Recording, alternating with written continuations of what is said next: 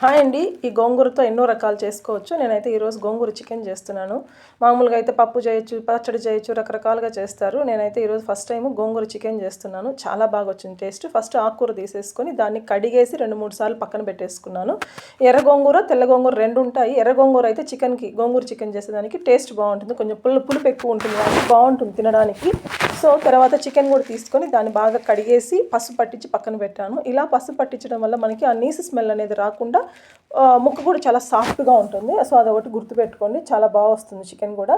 So ఈ లోపల ఇంకొక ప్యాన్ తీసేసుకొని దాంట్లో ఆయిల్ ఏం వేయనవసరం లేదని ఉత్త గోంగూర వేసి కొంచెం కారం పొడి, సాల్ట్, పసుపు వేసి ఉడికించి పక్కన పెట్టుకున్నాను. ఆవిరికే మగ్గిపోతుంది. ఇంకొకరు తీసుకొని దాంట్లో ఆయిల్ వేసి దాంట్లో కొంచెము ఆనియన్స్, పచ్చిమిర్చి వేసి వేపుకోవాలి. టమాటో ఒకటైతే చాలండి, ఎక్కువ వద్దు, మరి ఎక్కువ పులుపుదనం వచ్చేస్తుంది. సో ఎర్రగడ్డ, టమాటో వేగిన తర్వాత మనం అల్లం వెల్లుల్లి పేస్ట్ వేసేసుకున్నాము. అది కూడా పచ్చివాసన పోయే వరకు అలా సిమ్లో పెట్టి కలబెడుతూ ఉండాలన్నమాట. పిల్లలు డైరెక్ట్గా ఆకుకూరలు తినరు కాబట్టి ఇట్లా ఏదో ఒక వెరైటీ వాళ్ళకి ఇష్టంగా తినేటట్టు వెరైటీలు చేసి పెట్టడమే అనమాట. సో అది కూడా వేగిన తర్వాత ఆల్రెడీ మనం పసుపు పట్టించి క్లీన్ చేసి పెట్టుకున్నాం కదా చికెన్, అది వేసేయాలి. దీంట్లోనే కొంచెం కళ్ళుప్పు కూడా వేయాలండి. కళ్ళుప్పు వేస్తే వాటర్ బయటకు వస్తుంది, త్వరగా ఉడుకుతుంది. సో తర్వాత కళ్ళుప్పు వేసిన తర్వాత కొత్తిమీర, పుదీనా, టమాటా సన్నగా తరిగేసి వేసేసుకోవాలండి. సో మధ్య మధ్యలో కలబెడుతూ ఇలా మూత పెడుతూ తీస్తూ ఉంటుంది. అందులో నుంచి వాటర్ బయట వస్తుంది చూడండి. వాటర్ అంతా బయట వచ్చేసింది కదా.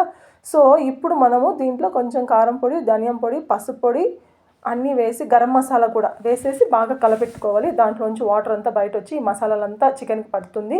ఆయిల్ పైకి తేలే వరకు ఇట్లా మగ్గించుకోవాలన్నమాట చికెన్ని. తర్వాత కుక్కర్కి మూత పెట్టేసి ఒక 2 విజిల్ వచ్చే వరకు ఉడికించుకోవాలన్నమాట. ఎందుకంటే మనము గోంగూర వేసే ముందు చికెన్ బాగా ఉడికిపోవాలి. వన్స్ గోంగూర వేసిన తర్వాత చికెన్ అంత బాగా ఉడకదండి, ముందే వేయకూడదు గోంగూర అనేది. సో అదొకటి గమనించుకోండి. సో అది ఉడికిపోయింది. విజిల్ తీసేసిన తర్వాత ఈ గోంగూర పేస్ట్ అంతా వేసేస్తాను. ఏదైతే మనం మగ్గించి పెట్టుకున్నామో ఆయిల్ లేకుండా గోంగూరని, దాన్ని వేసేస్తామన్నమాట.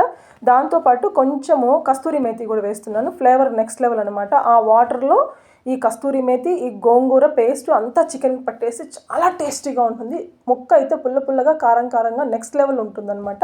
ఒకసారి ట్రై చేయండి, సూపర్ టేస్టీగా వస్తుంది. ఈ వాటర్ అంతా ఇంకిపోయి ఆ చికెన్కి గోంగూర పేస్ట్ అంతా పట్టి తర్వాతే మనకు ఆ చికెన్ టేస్ట్ అనేది బయటపడుతుంది అనమాట. సో అంతవరకు మనం సిమ్లోనే ఇట్లా మూత పెడుతూ కలబెడుతూ ఉండాలన్నమాట. ముక్క విరిగిపోదండి, అదొకటి గుర్తుపెట్టుకుని, ఏం విరగదు, టేస్ట్ బాగుంటుంది, జ్యూసీగా పుల్లగా. సో అందుకోసమే నేను ఇలా చేశాను పిల్లల కోసము. దీన్ని అయితే చపాతీలో కానీ, ప్లెయిన్ రైస్, బిర్యానీలో రైస్లో కానీ, వైట్ రైస్లో కానీ, బగారా రైస్ కానీ, అట్లా రకరకాల దానికి కూడా చాలా టేస్టీగా ఉంటుంది. ఎందులో తిన్నా కానీ సూపర్గా ఉంటుందన్నమాట. సో మేమైతే పిల్లల కోసం చిట్టుముత్యాల రైస్ చేశాను నేను. పిల్లలు చాలా ఇష్టంగా తింటారు, ఆ ఫ్లేవర్ నచ్చుతుంది. కంపేర్ టు బాస్మతి రైస్తో పోలిస్తే చిట్టుముత్యాలు ఎక్కువ ఇష్టంగా తింటారు వాళ్ళు. సో అది దానికోసమే కాంబినేషన్ ప్లెయిన్ రైస్ చేసేసి, అదే ప్లెయిన్ రైస్ అంటే బగారా రైస్ లాగా చిట్టుముత్యాలతో చేశాను అనమాట. సో ఆ rice combination with gongura chicken అదిరిపోయింది. అది సండే స్పెషల్ మా ఇంట్లో. చాలా టేస్టీగా ఉన్నిందనమాట. ఎవరైనా ఫస్ట్ టైం నా ఛానల్ చూస్తుంటే సబ్స్క్రైబ్ చేసుకోండి friends. Thank you so much అనమాట. ఇట్లాంటి వీడియోస్ ఇంకా ఎన్నో మీకు పోస్ట్ చేస్తాను. చూడండి గోంగూర చికెన్ చాలా బాగుంది. టేస్ట్ అయితే పిల్లలు మరీ అడిగి అన్నారు, మళ్ళీ నెక్స్ట్ వీక్ చెయ్యి అన్నట్టు అని చెప్తున్నారు వాళ్ళు. చూద్దాం వాళ్ళ కోసం ఎంత మాత్రం తింటారు అనుకున్నా కానీ ఇష్టంగా తిన్నారు. నెక్స్ట్ డే కూడా ఎత్తిపెట్టుకొని మరీ ఇష్టంగా తిన్నారు వాళ్ళు. సో పిల్లలకి మ్యాక్సిమం బయట ఫుడ్ అవాయిడ్ చేయాలని ఇంట్లో వాళ్ళు అడిగినట్టు చేసి పెడతాను, అంతే అండి, ఇంకేం లేదు. Thank you friends, bye.